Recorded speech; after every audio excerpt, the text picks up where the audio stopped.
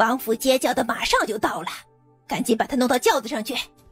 我要生儿，我可怜的生儿，你们不要把他送到那种地方啊！好丑啊！柳云生睁开眼，一张沟壑纵横的老脸出现在面前。啊，苦涩苦香的房间，这是在拍戏。今天柳云生就要嫁给命不久矣的残废世子爷穆夜明。人人都羡慕穆家出了这么一个天纵英才，可惜3年前边疆一战，王爷和王妃战死沙场，他一身负重伤，人救回来后双腿却中了奇毒，不出月余便无法行走，残废了。穆夜明残废之后，脾性也越发古怪阴质，喜好折磨人。柳云生这样的深闺弱女子，怕是嫁过去了连当夜都熬不过，故而一头撞在柱子上，一命呜呼了。都给我安静，我嫁。刚下轿子，带头给推起，柳云生错愕地看着身边的大公鸡，这难道是让他和公鸡拜堂？不好了，王爷，王妃，世子爷他快不行了。你说什么？王爷，臣无能。别动他。你要干什么？你住手！来人，把他给我拿下！就在这时，却见床上的穆夜明身子猛地抽了一下，吐出了一口淤血，夹带着一个黑色物体。你们还在等什么？还不赶紧把这个谋害世子爷的毒妇抓住！谋害？我刚刚是在救他。世子的喉咙中有异物，再不吐出来就会窒息而亡。简直是荒唐！他有什么异物啊？老夫行医多年，从未见过你这种救治方法，你这分明是在胡说。你作为一名太医，连如此寻常的一个病症都束手无策，如果错过最佳的救治时间，导致世子因此丧命，这责任你担得起吗？世子爷如何将这果核吞下去的，您自己心里应该清楚得很。明儿，你感觉怎么样啊？到底怎么一回事？我好多了。穆夜明接过水杯，宽慰了王妃一句。砰的一声，那丫鬟惨叫了一声，倒在地上。你过来，你就是柳云生？是。不错。去，给我查，幕后主使到底是谁？一旁的柳太医早就没了方才咄咄逼人的样子。滚，没用的东西！你懂医术啊？祖父曾是太医院的院守，因此略懂一二。徐太医的后人？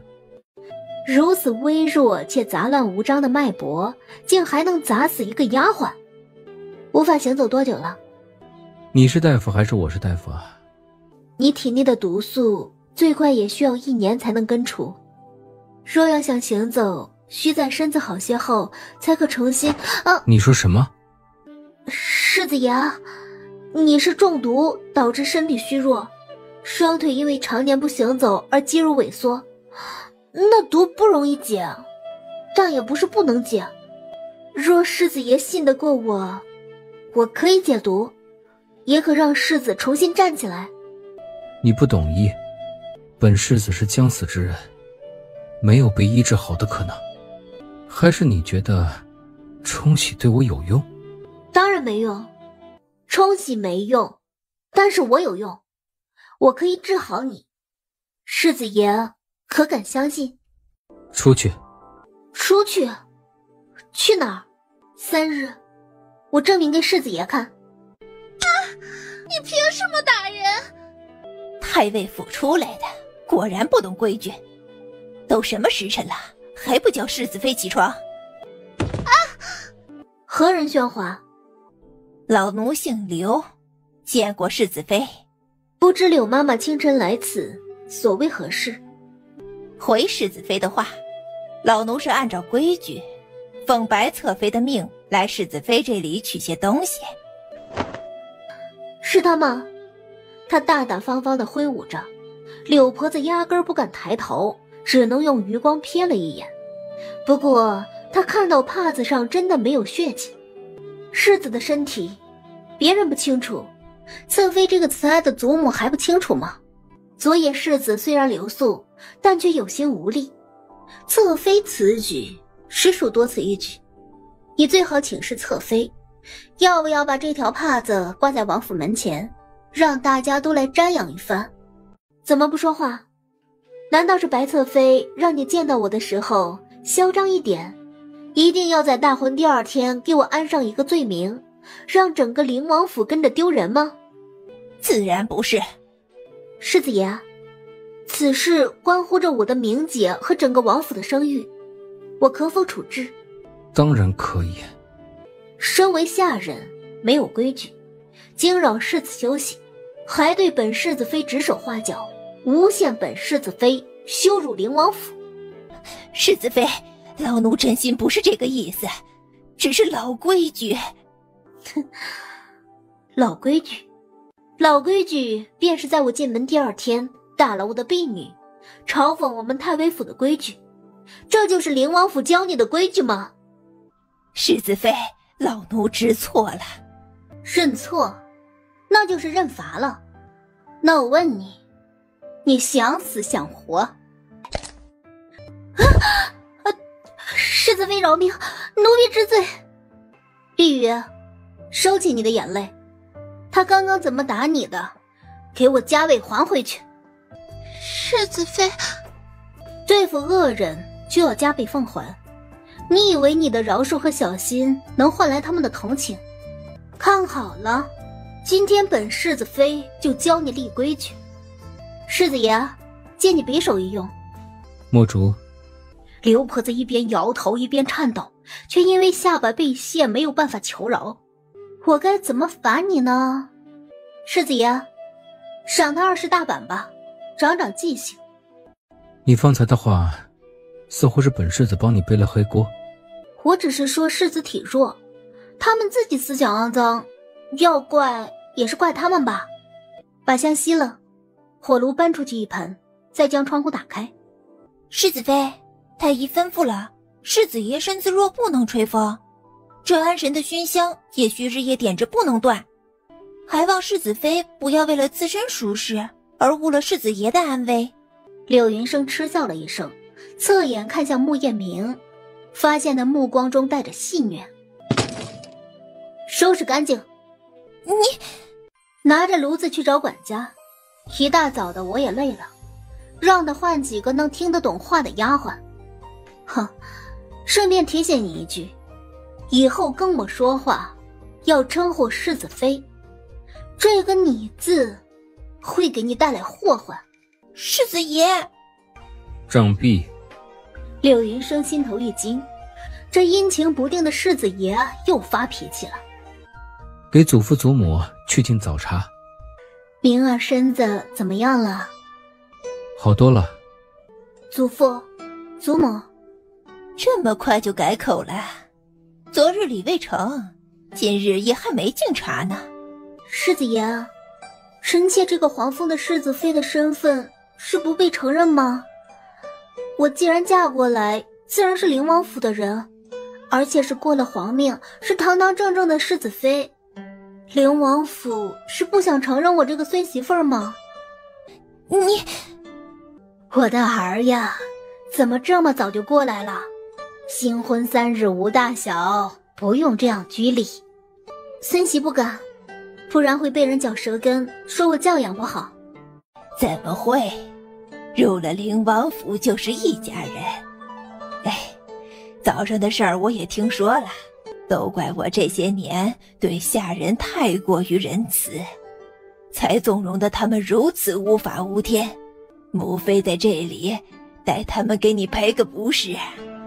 想不到灵王府是真的不欢迎我，既然不满意这门婚事，不如让世子爷写了和离书来，我必不会赖在这里。白侧妃懵了，自己刚刚的话说错了。云生，你这是？哼，不过是个冲喜的世子妃，还真以为自己很尊贵吗？不过是太尉府不受宠的嫡女而已。沈氏，白母妃，其实我方才就是那么一说，我已经惩罚过了，他们不过是狗仗人势而已，罪不至死。至于要不要赶出府去，这个自然也不是我说了算的。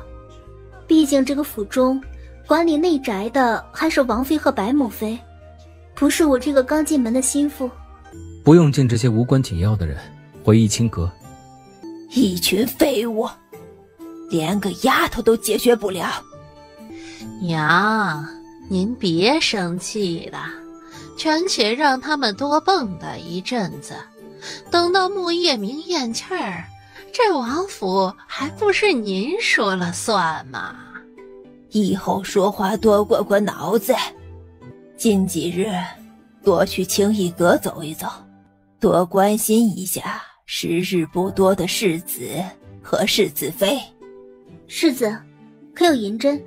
柳太尉可知你会医术？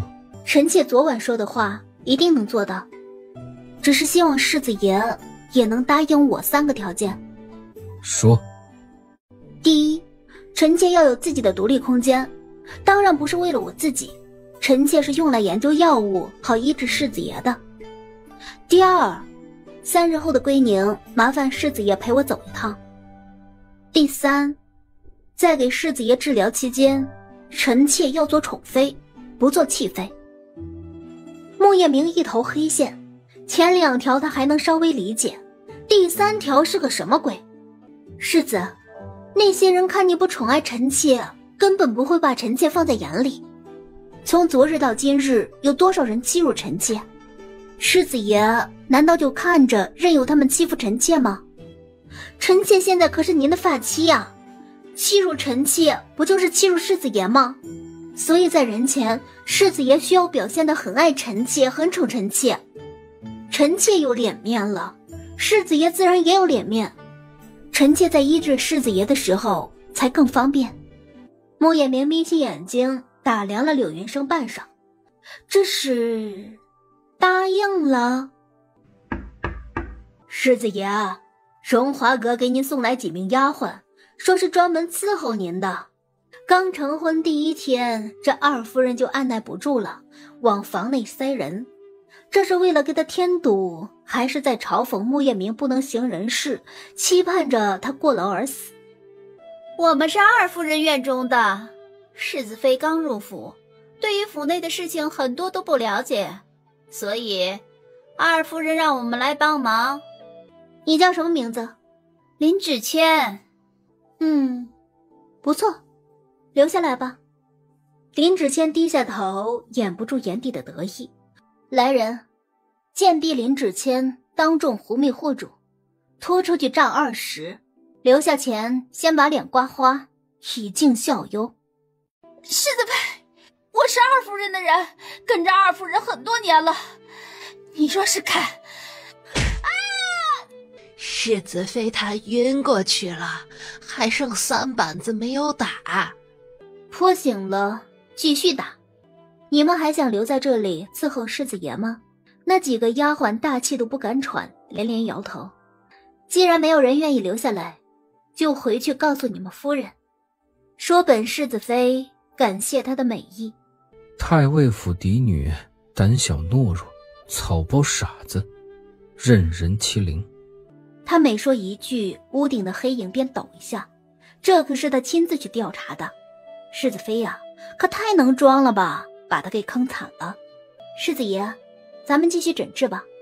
一个刚入门的小世子妃，牙还没长齐呢，穆家无依无靠，竟敢和我公然作对，欺负我的人，打我的脸，哼，真是小看你了。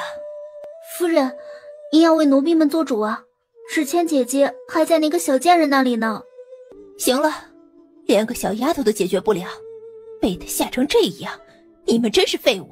今晚我再去会会他。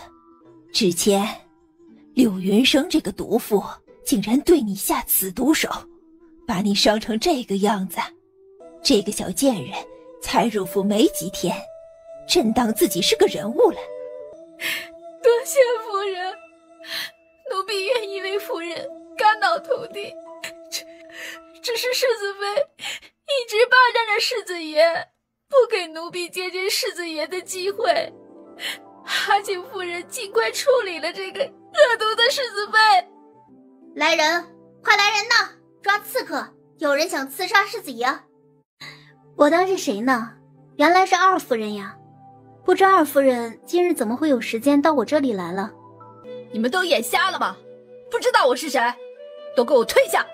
二夫人，恕小的们无礼，保护世子爷的安全是我们的责任。不知道奥夫人，您这么晚来这里要做什么？不长眼的狗奴才！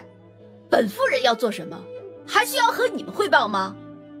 看来二夫人来此不是想谋害世子，你们暂且退下吧。如此深夜，二夫人鬼鬼祟祟来此，不是行刺，那本夫人好心送个伶俐的小丫鬟来伺候世子爷，却不想世子妃是如此容不得人，竟然硬生生地将纸签打成这般。只可惜本夫人人微言轻，只能送些草药。二夫人，你声音小一点，别吵到世子爷休息。世子爷的身体你又不是不知道，要不我帮你看看哪个丫头更听话。你个小贱人！世子妃，世子爷，您怎么来了？聒噪。二夫人，你看看，你都这么聒噪的惹世子爷心烦，你调教出来的丫头怎么敢往一清阁送呢？我都替你丢脸。世子，这个女人太放肆了，野蛮粗鄙，舞刀弄剑的，简直没把咱们灵王府放在眼里。我这就去找王妃娘娘做主，把她清理家门。她是世子妃。二夫人一时间没有反应过来这句话的意思，愣愣地看着穆叶明。她是世子妃不假，但也不能欺人太甚，暗箭伤长辈，目无家法。哦，伤在何处啊？二夫人是告祖父还是皇上？看看到时候啊，他们是听你这个妾室的，还是听本世子的？你欺人太甚，欺人太甚！二夫人，世子爷该休息了，我们就不在这里多陪你了，你请便吧。世子，咱们回去。二夫人，你这个蠢奴才，真晦气。世子妃，你小心一些，还是让小的来推吧。你主子他不是瓷娃娃，没那么容易就碎，不用那么小心，我有分寸。微风拂面的感觉怎么样？有没有觉得呼吸都顺畅了许多？感觉身子比之前轻了些，呼吸也很舒畅。看到没有，我这是为了你主子好。你做什么？给你施针啊。你世子，我是您的大夫啊，在大夫眼中没有性别之分，谁都一样。你快点施针。痛吗？你怕我忍不了痛？我是怕你感受不到痛，都已经让血液流通了，为什么扎这个穴位还是没有反应？我能感受到痛，别再施了。真的？你的医术是跟谁学的？这个是我的秘密，我现在不想跟世子分享。你的医术自己清楚就好，本世子的身体无药可医，即便有所好转，也是冲洗冲出来的，你可明白？明白，我是世子爷的冲洗草包世子妃，什么都不懂。我已经吩咐下去了，消息不会透露给任何人。那就好。天色已晚，本世子要休息了，你可以离去了。我去哪里啊？世子，我才刚刚嫁进来，要是第二日就被夫君赶出去，那我在这王府中就没法待了。所以啊，哪怕是假装的宠妃也好，就拜托世子爷您多担待担待了。今晚我还睡这里，主要是方便照顾世子您，这是大夫的职责。宽衣，就请。第二天一早，下人来报说老王妃让他协助掌家。啊，这白侧妃二夫人在王府扎根掌管多年，非一朝一夕能够清理的。啊，王妃真的是给我出了个大难题啊。不用过于忧心，以你这2日的雷厉手段来看，想必他也知道了你的厉害。逸清阁，柳云生坐在院子里翻看着下人们送过来的账本，眉头紧皱。这灵王府的开销显然有人从中作梗，掌家这人怎么会如此糊涂？这分明就是有人从中捞油水。禀世子妃，二夫人求见。走吧，别让人久等了。世子妃，你怎么还亲自出来了？我可受不起呀。我让你进了吗？你眼里可还有我这个世子妃？二夫人的脚僵在了半空中，悻悻地收了回去。二夫人先说说看，今天来我这逸清阁所为何事啊？没什么大事，只是想着世子妃你年纪轻轻就执掌府中事务，肯定是累坏了。这不，我做了一些可口的小点心送来。不劳二夫人费心，灵王府有御赐的厨师。世子妃说笑了，我怎么能够跟御厨比？这不过是我的一份心意罢了。你还年轻，不用这么强横，以后啊，怕是会吃亏。我是灵王府的世子妃，不需要你来指点。柳云生，你不要太过分了。本夫人只是一时不慎，才会让你有机会掌家，不然你现在还能在我面前耀武扬威吗？二夫人，你这是对王妃的安排不满？也是，二夫人掌家之时，府里的一切用品进价都高出正常价位3倍不止，想来买进来的货物都是极好的。二夫人，这只是采买的一角，关于账本问题，你最好思量清楚，给我一个合理的解答。这沈氏有些手段，你且小心应对，本世子丢不起这个脸。世子放心，我倒是希望他狗急了跳墙，这样我才能找到现场证据。我不想出去，不必推。外面有阳光啊。本世子不想说第2次。行吧，你说不去就不去吧，就是难为我了，穿得这么单薄，在这儿陪你聊天。臣妾单薄受凉不重要，臣妾单薄受凉不重要，重要的是世子爷不能沐浴阳光，体内的胆固醇无法透过皮肤转化为维生素 D， 从而影响钙磷代谢，在很大程度上不利于维持骨骼肌的。走吧。好嘞。哼，那就是个乳臭未干没教养的臭丫头，就算是看出来问题又能怎样？他就是个疯子，全然不按常理出牌，就他那泼辣劲儿，怕是没有他不敢做的事。那个残废还处处护着这个小贱人，要是他们有了孩子，怕是在这王府中就没有咱们的立足之地了。二嫂，你说的不错，绝对不能让他们有孩子，最好是直接斩草除根。哇，这卤菜做的真好，咱们阁的厨师手艺真不错。厨师是三夫人送过来的，这位厨师可是京城远近闻名的好手艺。三夫人，不错。世子，你也快尝尝。你们都退下吧，我不喜欢用膳的时候有人在旁边。回世子妃，您若是不喜，我不会打扰您用膳的，奴婢服侍世子用膳。难道你是觉得我堂堂世子妃，还不如你一个小丫鬟会伺候世子？奴婢不敢。出去。穆彦明挑挑眉，看了看突然强势起来的柳云生，等待他的下文。世子，这三夫人的手很长啊，刚才这个丫鬟怕不是她的人吧？之前我没心情管他们暗中搞的小动作，现在倒是越来越猖狂了，是时候清理一下院子了。先吃饭吧。说着，他拿起筷子去夹面前的鱼。等等，这饭菜里有毒？没有，这菜里没有毒。不过若是一起吃，便如慢性毒药一般。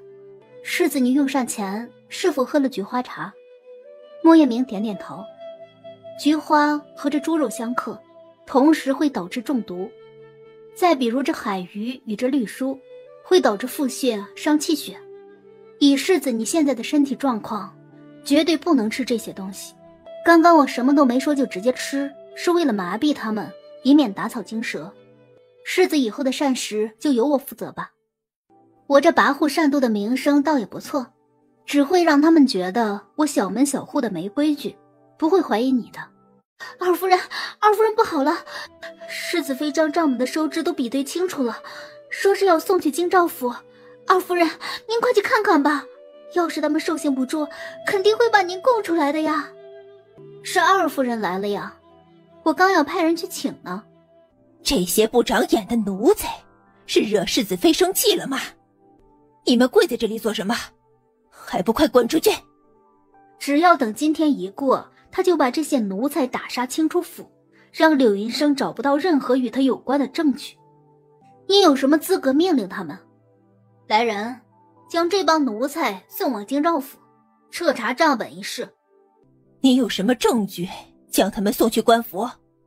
是啊，您是世子妃，代表的呢是整个灵王府，做事情一定要三思而后行，可不能丢了王府的脸面啊。既然如此，今日便先将此事禀告王妃处理，明日再送至官府。二位夫人，云生就不陪着你们多谈了，世子还在等我。这个小贱人！哎呦，赶紧想想怎么办吧，王妃怕是会站在他那边啊。到时候若是真把这些人送去官府，你我可都得不着好啊。世子妃，二夫人带着林芷谦过来了。唉，不出所料啊，这人真是阴魂不散。你自己能应付得来吗？这么两个手下败将，我还是能应付的。世子，你在这儿好好休息，我去就回。有什么解决不了的，来找爷。哟，二夫人怎么又有闲心来我这逸清阁呢？还带着我们阁的奴才，所谓何事啊？你们阁的？之前一直是伺候我的人，在这府中谁人不知？我可是把她当作女儿看待的，你却将她的脸毁了。世子妃竟这般容不得人。二夫人给你的药膏真是奇效，保住了你这条命。沈氏的脸色瞬间难看了许多。新婚第二日，二夫人你就往我房中送人，难不成是想越俎代庖？切身关心世子爷的身体，这也有错？明明是你这个做世子妃的善妒，如此对待本夫人送来的丫鬟，一点儿也不将二爷放到眼里。那又如何？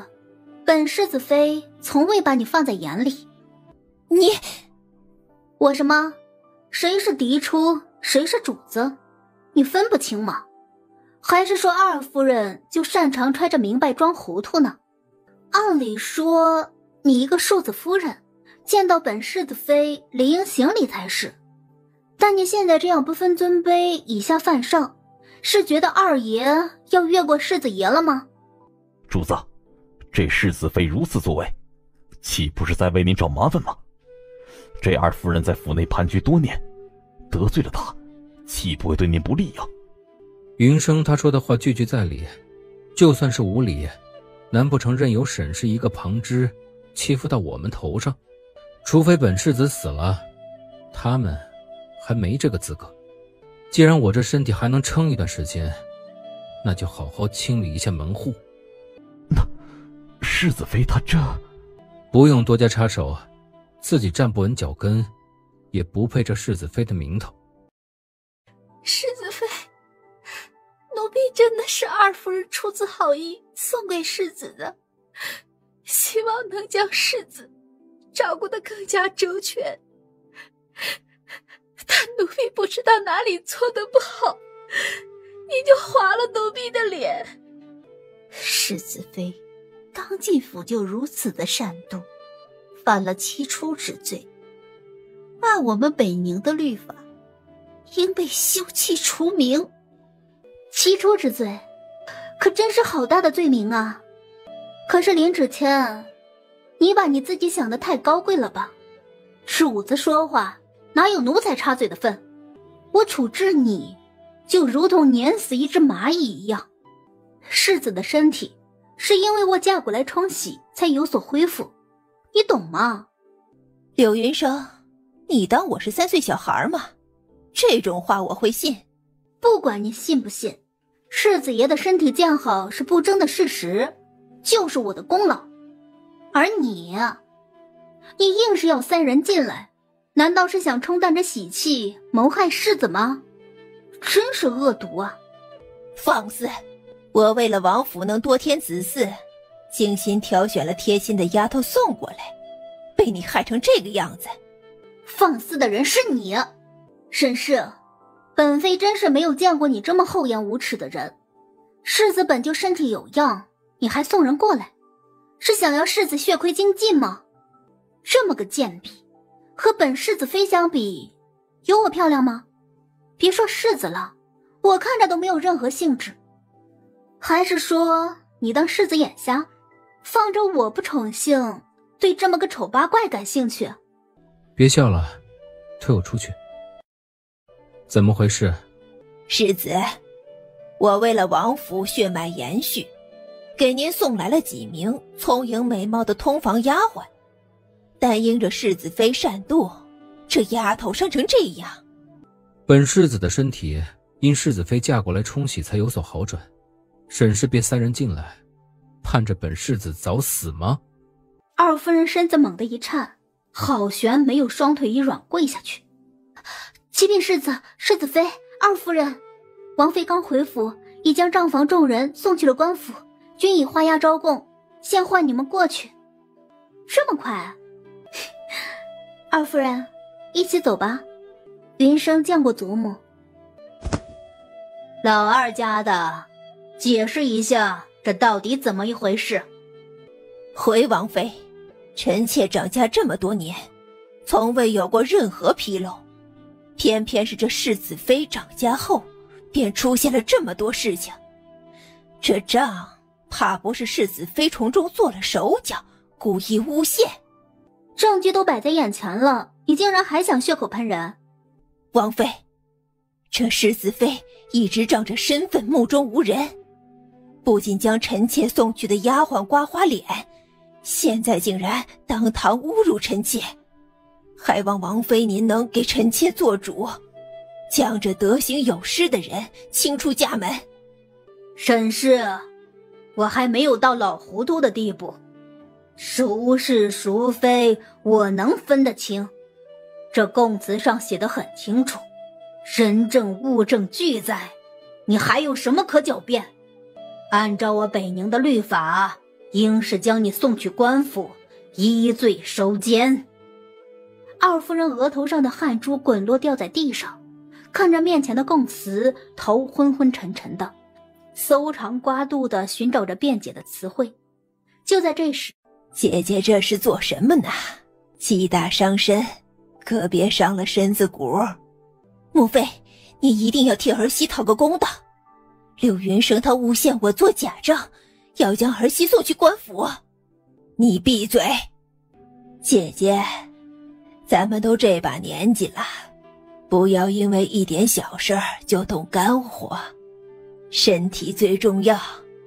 姐姐，这二儿媳也是一时糊涂，构架高了也没有造成什么损失。若是送去官府，对于咱们王府脸面上不好看，我看还是府内处理吧，让他补上这些亏空就是了。那就按这么说的办。沈氏，你在1个月内补齐所有的亏空，否则送去官府按律定罪。把他带下去吧，别在这里碍眼。云生，王妃在叫我呢。不是王妃，应该是祖母。什么？那些人都走了，这里只有咱们一家人，叫祖母便可。祖母，好孩子，让你受委屈了。世子，祖母的意思是明天就回门吗？这太尉府里的人比起那沈氏有过之而无不及。不过真的得回去看看我娘了。哎呀，这柳云生嫁过去之后真是好大的架子，足足1个时辰了，竟然还没有到。等他到了，非得好好教训一番。柳太尉没有说话，内心中也等得有些烦。世子妃到了。你个小贱蹄子，居然让长辈在这里等你这么久。就算你是成为了世子妃，也改变不了骨子里的低贱。大胆，你一个太尉府的姨娘，竟敢在世子妃面前如此无礼，见到世子妃不参拜行礼，难不成是不将灵王府放在眼里，不将皇上放在眼里？参拜？她只不过是个嫁出去冲喜的贱丫头，让我对她行礼，她配吗？柳太尉真是好家教啊！世子，您怎么来了？世子妃回门，本世子难道不能来？若是本世子不来，怎么能知道原来柳太尉的家教如此之好？下官有罪，是下官没有管教得当，下官以后一定要加强管教。臣妾参见世子妃。这苗氏以下犯上，藐视皇权，按律可以几杖4十，交于世子妃全权处置吧。世子，先不与这种无礼之人计较了，臣妾想去看看娘亲。苗姨娘以为这话的意思是恕她无罪，刚松了一口气，想从地上爬起来。世子妃宽宏大量，不想计较，那板子就免了。在这里跪满2个时辰，以尽孝游。柳太尉，世子妃回门如此重要的日子，这徐夫人为何没有出来？回世子爷的话，贱内许是因着世子妃出嫁，日日思念，不慎沾染了风寒，此刻正在养病呢。我去看看。娘，娘，你别动。云生，你回来了。岳母，云生有我的照顾，不会受委屈的。父亲，这世子2人简直欺人太甚，扔下我们在这里，他们去看那个老太婆，还让母亲一直跪在门口，这不是打我们太尉府的脸吗？蠢货，你当这世子是什么人呢？他在皇上面前都是说1不2的主，哪有你评头论足的份啊？爹，您别生气，哥哥他也是关心则乱，您消消气。爹，那咱们就任由着柳云生在府里作威作福，骑在咱们头上嘛。还是侄儿你最懂事啊，不像你那个没脑子的娘和哥哥。暂时忍一忍。老爷，大少爷去找世子和世子妃2人了，还起了口角，您快过去看看吧。柳云生，你个小贱人，以为你攀上王府就能肆意妄为？我看你还是欠揍。聒噪！世子爷恕罪啊，是下官教子无方。给世子妃道歉。犬子惊了世子妃，还望世子妃能够恕罪。还有你。柳继空面上满是不忿之色。怎么？不愿？莫因，把他的手废了。世子恕罪啊，犬子少年无知，无意冒犯，求求您饶了他吧。世子妃饶命，我再也不敢了。世子，臣妾已经看完母亲了，咱们早些回去吧。回府。柳太尉听到这话，在心中长舒了一口气。妾与妻，柳太尉，你应该能分得清。宠妾灭妻，那就坏了规矩。